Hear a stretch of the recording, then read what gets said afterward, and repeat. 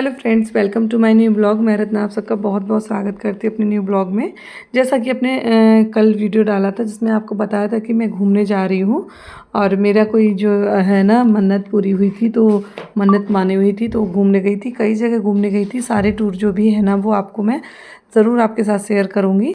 और आज का जो ब्लॉग है ना, इस ब्लॉग में मैंने आपको दर्शन कराऊंगी माता विंध्यवासिनी, जो कि विंध्याचल मिर्ज़ापुर में स्थित है, और काशी विश्वनाथ भगवान जी के भोले बाबा, जो कि 12 ज्योतिर्लिंगों में से एक हैं। तो सबसे पहले मैं चित्रकूट गई थी और वहाँ से निकलने के बाद में मैं जा रही थी चित्रकूट के रास्ते से मिर्ज़ापुर, जो कि बीच में मऊ डिस्ट्रिक्ट पड़ता है। वहाँ पर है एक, ये मऊ ब्लॉक है, सॉरी डिस्ट्रिक्ट नहीं है। तो मऊ ब्लॉक में परनऊ बाबा पड़ता है। यहाँ पर बहुत अच्छा मंदिर है, मेला लगता है, तो वहाँ के दर्शन किए और उसके बाद हम सब पहुँच गए विंध्याचल विंध्यवासिनी माता के दरबार में। ये कॉरिडोर बना हुआ है।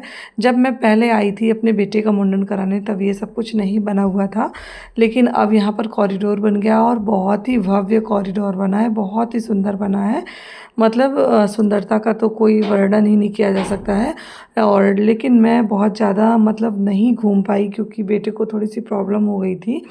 तो मैं आपको दिखाती हूँ, यहाँ पर आज बिल्कुल भी भीड़ नहीं है। वैसे जाओ ना तो बहुत भीड़ होती है। और देखो आख्या हमारी बहुत मस्त है, मगन है एकदम से। बच्चे बहुत खुश थे और क्योंकि छुट्टियों का लगभग लास्ट ही टाइम चल रहा है और अब बच्चों के स्कूल ओपन होने वाले हैं। उससे पहले एक बच्चों को ट्रिप करा दी, तो बच्चों को भी बड़ा ही मज़ा आ गया। तो अब हम लोग खड़े थे माता रानी के दर्शन के लिए और काफ़ी लंबी सी लाइन लगी हुई थी। तो ये जो कॉरिडोर बना है ना, तो कॉरिडोर मतलब जो आसपास जो प्रांगण था ना उसको तोड़ के बनाया गया है, लेकिन जो माता रानी की जो जहाँ पर स्थापना गर्भगृह है ना, उसके साथ कोई भी छेड़छाड़ नहीं करी गई है। वो एज इट इज़ जैसे पहले था वैसे ही है। आपको देखने को शायद दिख रहा होगा, ऊपर पेंट है वैसे ही जैसे पहले था। जब मैं गई थी तो ऐसे ही मंदिर था पहले भी। मैं पहले भी 2 बार जा चुकी थी और अंदर इतना ज़्यादा शक्कोपेशन हो रहा था कि अंदर से मैं दर्शन नहीं कर पाई, मुझे उलझन हो रही थी। तो बाहर माता की झांकी एक जिंगला टाइप का बनाया गया है, वहाँ से झांकी से दर्शन कर सकते हैं। तो मैंने ये झांकी से ही दर्शन किए, जो कि आप लोगों के साथ शेयर कर रही हूँ।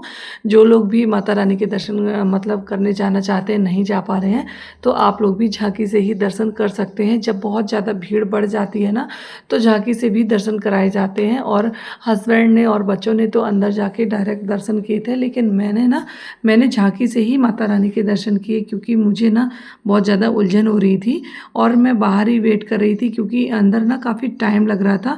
जो अंदर गर्भगृह है ना, वो बहुत छोटी सी मतलब जगह है। तो वहाँ पर एक एक मतलब जो व्यक्ति जाते हैं दर्शन करने, श्रद्धालुगण भक्तगण जाते हैं ना, तो एक एक करके ही लाइन से जा पाते हैं। और बीच में वीआईपी वालों की भी भाई व्यवस्था होती है, तो उनको भी जाना रहता है, तो वो लोग भी जाया करते हैं। और ये एग्ज़िट गेट है, यहाँ पर मैं खड़े होकर सबका वेट कर रही थी। ये तो एग्ज़िट गेट है, और प्राइवेट जो मतलब जो वीआईपी लोग होते हैं ना, वीवीआईपी जो आते हैं, उनके लिए अलग गेट है। ये थोड़ी सी व्यवस्था मुझे कम अच्छी लगती है, क्योंकि वीवीआईपी के लिए या पैसे दे के जो लोग दर्शन करना चाहें टिकट वगैरह, तो उनको अलग से कराए जाते हैं। तो इस चक्कर में ज़्यादा मतलब भगदड़ हो जाती है और काफ़ी टाइम लग गया था इन लोगों को आने में बाहर। तो सभी लोग दर्शन करके ना आ गए थे और काफ़ी अच्छे दर्शन हुए माता रानी के। मैंने बाहर से ही दर्शन कर लिए थे, क्योंकि बाबू छोटी है ना, वो भी बड़ी परेशान हो रही थी, तो बाबू को लेके ना मैं बाहर ही थी।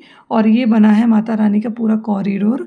और यहाँ से देखो, ये अंदर जो भोग प्रसाद की दुकानें भी लगी हुई हैं, तो आप लोग अगर जाते हैं दर्शन करने तो प्रसाद वगैरह बाहर से लेंगे तो वो थोड़ा सा महंगा देते हैं, अंदर से लेंगे तो वो सही रहता है।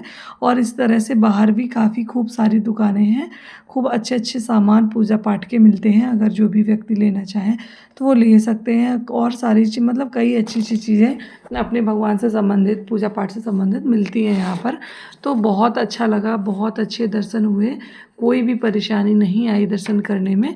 और ये देखो बाहर से ये जो एंट्री पे गेट है ना, मेन गेट जो है जहाँ से एंट्री करते हैं, वैसे तो बहुत सारी गलियाँ हैं छोटी छोटी सी, आप किसी भी गली से जाएंगे ना तभी आप मंदिर तक पहुँच ही जाएंगे, लेकिन जो मेन गेट है वो ये है। फिर दर्शन करने के बाद हम लोग शाम को ही काशी पहुँच गए थे, और ये है काशी का रेलवे स्टेशन।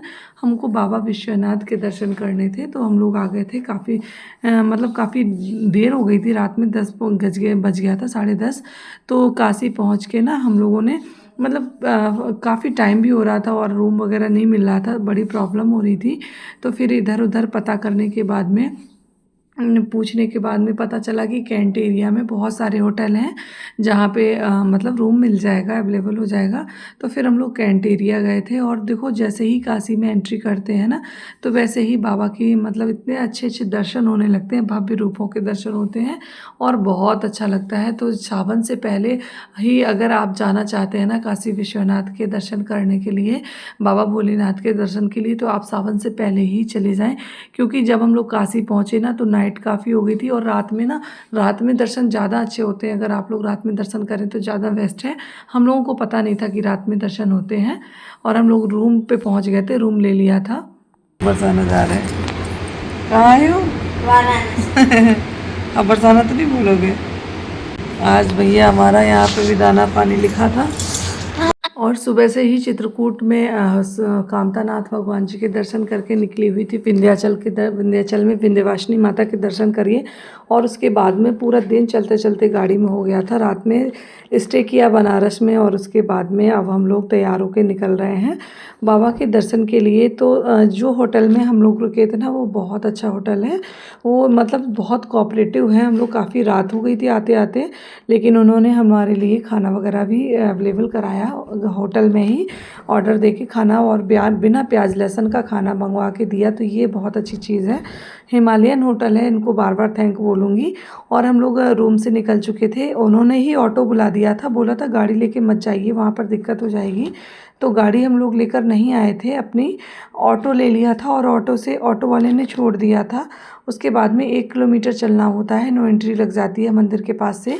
तो 1 किलोमीटर के लिए हम लोगों ने फिर से एक ये रिक्शा है बनारसी रिक्शा, इसको किया और अब हम लोग रिक्शे पे बैठ के मंदिर के लिए प्रस्थान कर दिए थे। तो काफ़ी अच्छा लगा, रिक्शे वगैरह कहाँ मिलते हैं आजकल बैठने को। तो ये भी एक नया अनुभव था, बहुत अच्छा लगा इस रिक्शे में भी बैठकर। बाहर जाते हैं ना तो जो जहाँ की लोकल चीज़ें जो रहती हैं ना उनको एंजॉय ना करो तो फिर मज़ा नहीं आता है उतना। तो फिर हम लोग रिक्शे वाले ने भी लगभग 100-200 मीटर पहले ही उतार दिया था।